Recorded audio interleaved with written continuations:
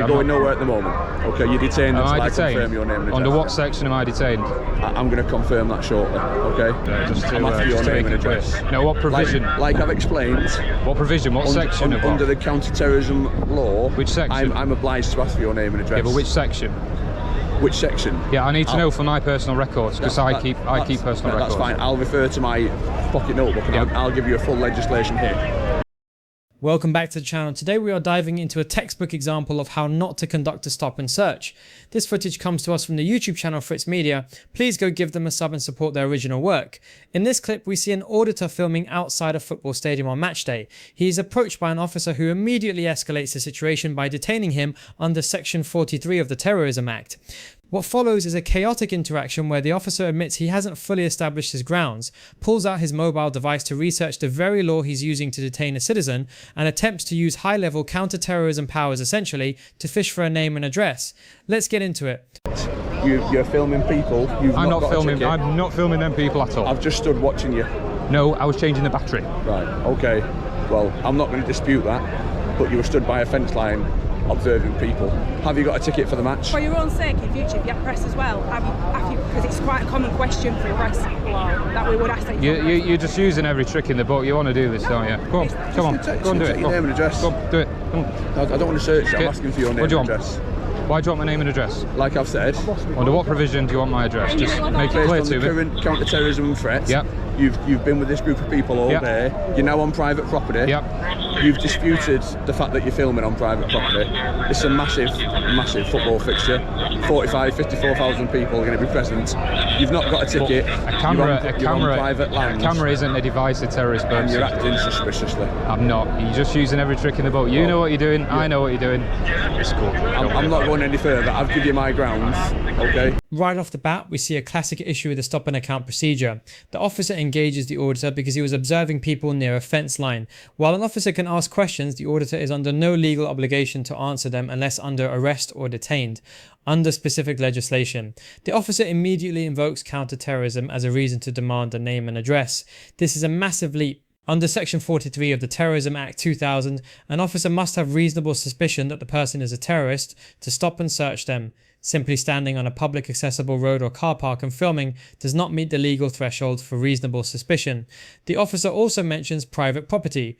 Remember, trespass is a civil matter in the UK, not a criminal one, unless it becomes aggravated trespass.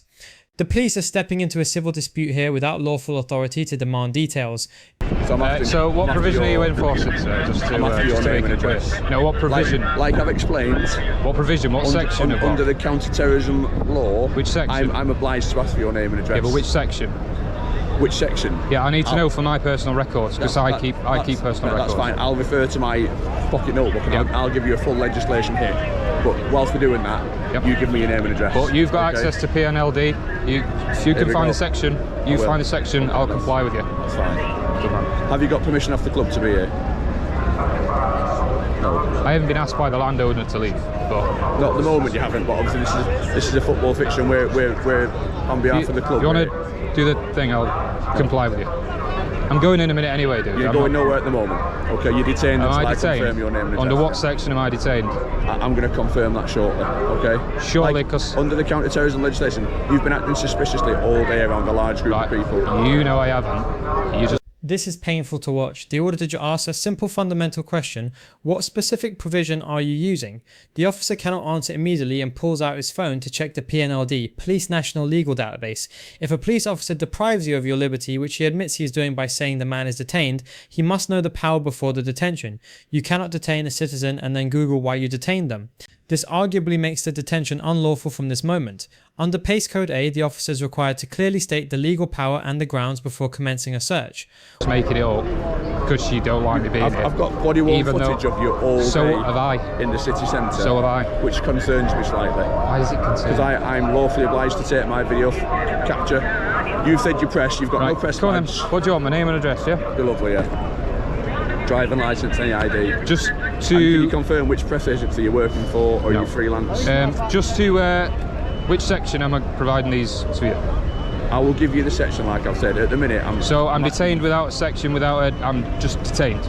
Yes, you are, yeah. For acting Are you suspiciously. sure? Yes, I am sure. What's your calling number for me? There's my calling number. 18241. Cheers, bro. There you go. Much. I appreciate that. No worries. In 20 years of policing, mate. You've messed up, not me, mate. You know this, and your colleague knows as well. I disagree entirely. No, your colleague knows as well, so he's laughing. I disagree entirely, mate. I know, dude. I know. Don't worry about it. That's fine. We all make mistakes, my friend. Are you known to the Section police? 43, I think. Well, it's very kind of you to try and worries. reference that. Once I've put you through and I've confirmed your details. The officer is now fishing for ID. In the United Kingdom, unlike some other countries, there is no obligation to carry or produce identification when asked by the police unless you are driving a motor vehicle or are being reported for an offence, like antisocial behaviour under Section 50 of the Police Reform Act. The officer cites acting suspiciously around a large group of people. However, acting suspiciously is not a specific crime. The officer needs to suspect a specific offence is taking place. The officer correctly identifies that the officer is using the Terrorism Act as a catch-all tool to force identification, which is a misuse of power known as phishing.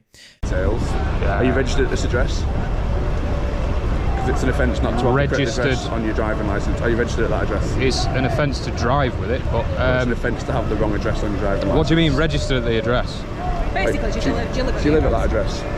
Yeah, sometimes.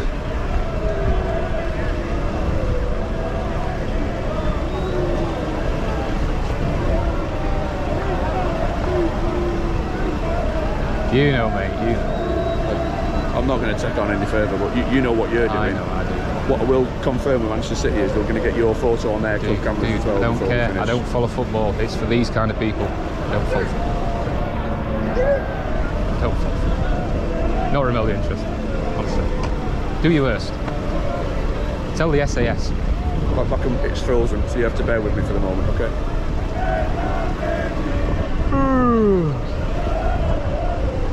So am I detained under Section 43? The officer implies that because the auditor doesn't have a formal press pass, he isn't press. This is legally incorrect. The UK does not have state licensed journalists. Anyone can be a freelance photographer or citizen journalist.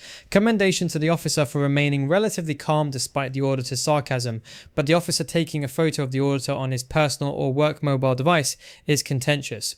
While police can gather intelligence, using a mobile phone to photograph a detainee who isn't being arrested can be seen as an intrusion of privacy, though often justified by officers under identifying a suspect for intelligence reports.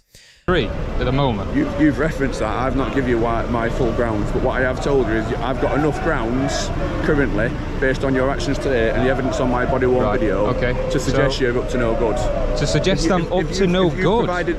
If you've provided the fact that you're filming for a company and you've got permission to be here... I'm not filming for a company. You said you remember the press. I'm freelance press. Anyone can be press. You can be press. Yes, if you have a badge and ID. No. You can consider yourself press. You can take photos. You're freelance. I've spoken to many freelance press officers before, and they all have ID. We're not required to carry identification in the UK. We are not required to carry any ID in the UK, whether we are a banker, a press photographer, or a footballer. You don't need to carry any ID. I promise you, sir. I'm still frozen. No worries. So we're still here. Okay. Still detained indefinitely. Well, with no section. You can write it down. No problem. The officer admits that he hasn't given his full grounds. This is a critical failure. A detention must be necessary, proportionate, and lawful. If the grounds haven't been established, a detention is technically invalid. We are now several minutes into a detention where the officer is still scrolling on his phone to justify his actions. Pace Code A is clear. The detention should be as short as possible. Detaining a citizen while you read a manual on how to do your job is generally considered an unreasonable duration for a stop and search.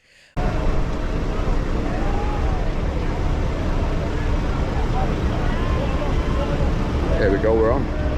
System's working.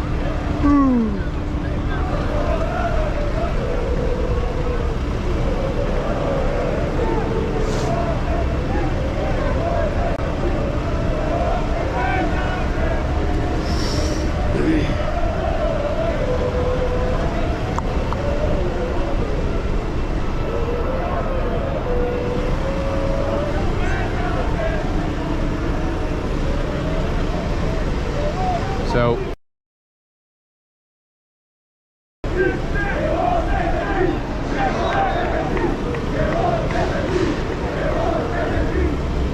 what I will do also, I'm going to fill in an intelligence submission when I go back to the station, okay?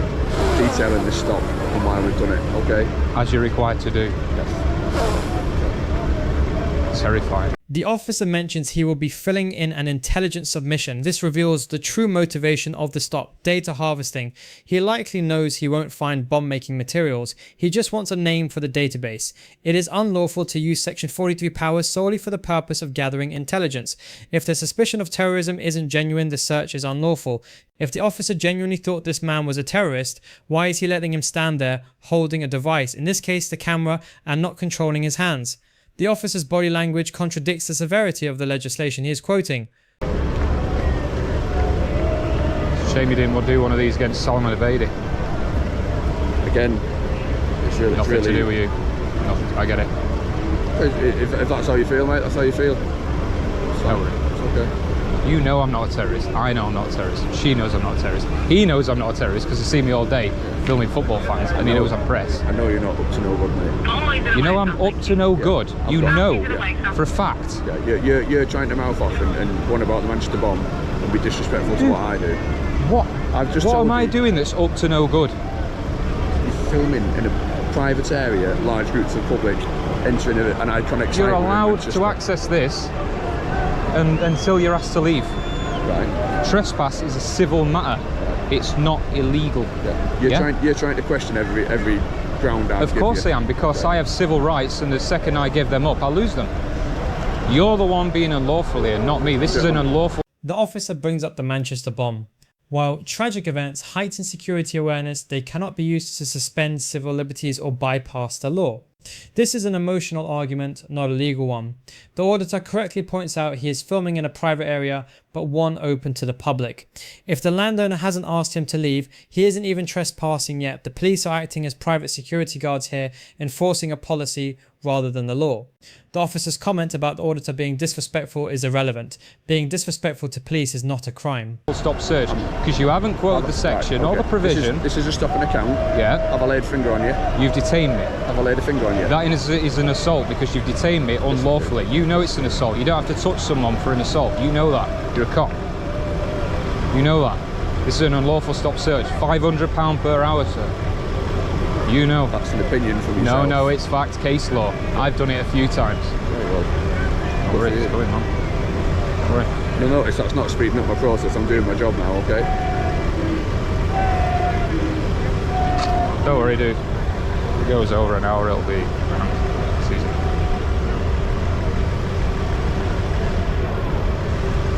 You know what unlawful detention looks like. You know what it looks like. Mate, I understand my powers, I understand my grounds, okay? You haven't given reasonable grounds for a terrorist search. You haven't given any grounds. I've told you what You just said suspicious activity. There's a debate here about assault. The officer says, "Have I laid a finger on you?" implying he hasn't assaulted him. However, under UK common law, false imprisonment or unlawful detention can occur without physical touch. If the officer tells you that you cannot leave and he does not have lawful authority to do so, that is a deprivation of liberty. If this goes to court, a judge would look at whether a reasonable person would suspect a man with a camera of being a terrorist. The answer is almost certainly no. What's your current address? We've got 2 addresses on the system for you. What address have you got, and I'll confirm it? We've got this one, and we've got an address.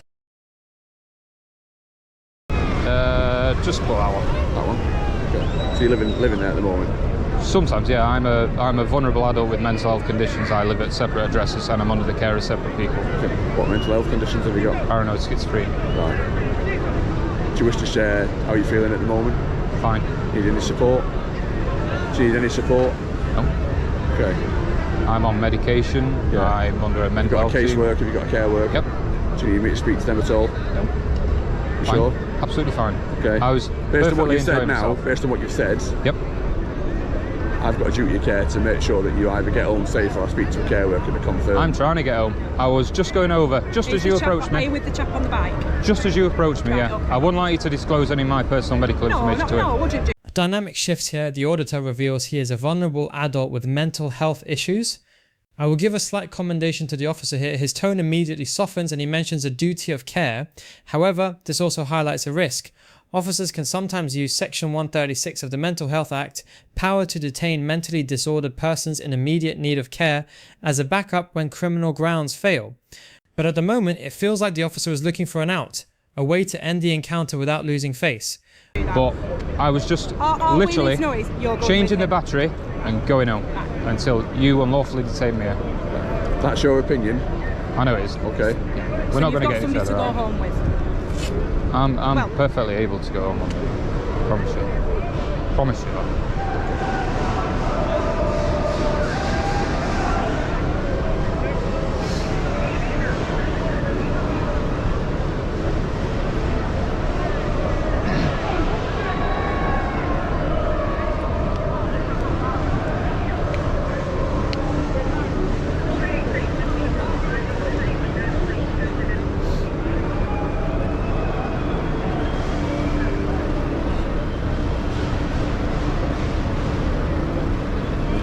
Right, thank you very much. I'm going to ask you to leave the area now, okay?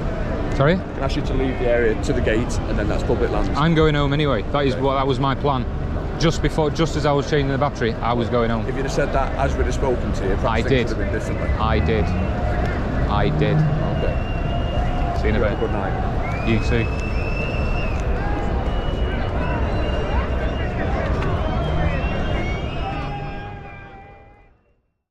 The encounter ends with the officer asking the auditor to leave the area. Notice that no search actually took place. The officer detained him under Section 43, stop and search but didn't search him. This confirms that the objective was purely to get ID and move him on. This interaction was a failure of procedure. The officer detained a citizen without clear grounds, didn't know the legislation, failed to conduct the search he detained him for, and essentially utilised the counter-terrorism power to effect a civil trespass eviction. This is exactly the kind of policing that auditing channels aim to expose.